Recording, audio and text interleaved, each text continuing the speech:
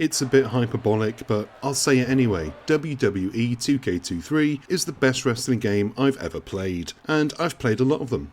Is it a rehash of WWE 2K22? Well, kinda. But last year's entry fixed so much of what had been wrong with the previous installment, and WWE 2K23 uses its predecessor as a solid foundation to build an even stronger wrestling empire. Put simply, there's very little to criticise about this game, and I'll apologise in advance if this review is too full of hype. The obvious place to start seems to be with the cover model himself, John Cena, who gets his own showcase mode this time around.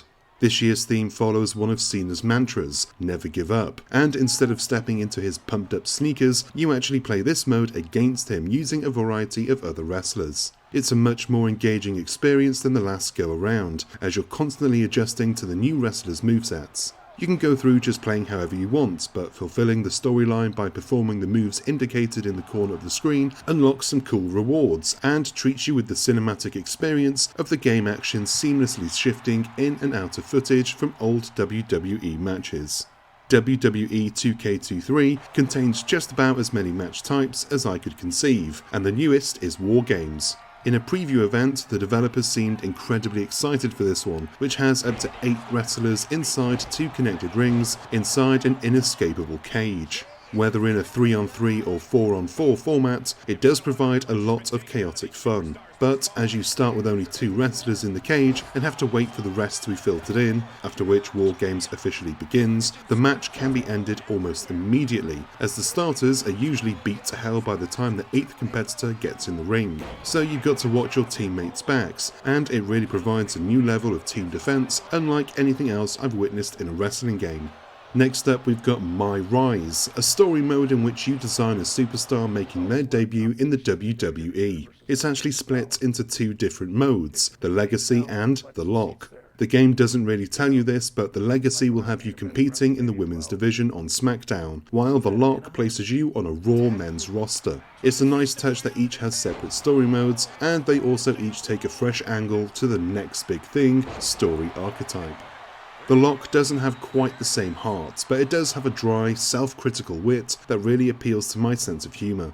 Instead of coming up through training camp or having a famous relative, you come in as an internationally acclaimed wrestler who the WWE management has picked up and immediately decided to hand the Intercontinental Championship.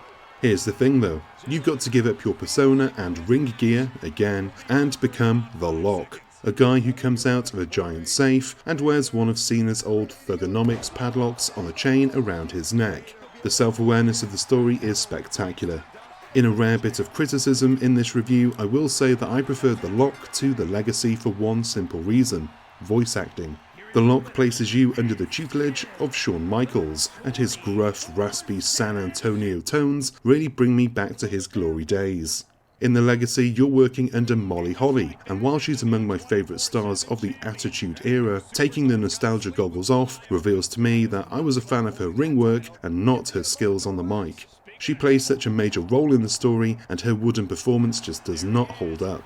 Also, it seemed like the lines from a few others were a little tinny, almost like they weren't recorded with the same quality microphone as everybody else. It's a nitpick, but this is supposed to be a critique, and this game isn't giving me much to complain about.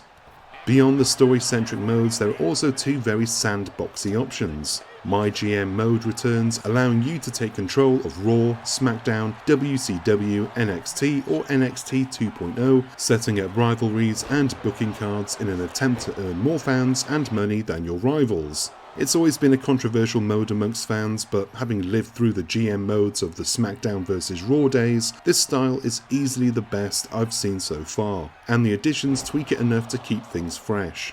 Even more expansive, but with less of a clear goal, is Universe mode, which lets you schedule up to 6 shows an in-game week, tracking progress, title changes, and power rankings for you. If you prefer to take on the world as a specific wrestler, you can choose to do that from here too. Finally, there's My Faction, an odd mix of gacha-based card pools that lets you build and upgrade your own stable of up to 8 wrestlers at a time and play against daily, weekly and seasonal challenges to earn rewards. It is a bit of an odd one, feeling like a fusion of console and mobile gaming, kind of like if Genshin Impact took place in the squared circle. It's not my favourite mode, but I'm sure it appeals to somebody, and with so many other game modes packed in, I can't complain that I don't get this one. All said and done, WWE 2K23 is a great game and something to offer to every WWE fan, past and present, no matter what your playstyle. With branching storylines and multiple sandbox modes that let you book and play whatever the hell kind of cards you can come up with, the replayability factor is off the charts. If anything, 2K and Visual Concepts have shot themselves in the foot with this one, because they're going to have to work really hard to top this installment for the next one.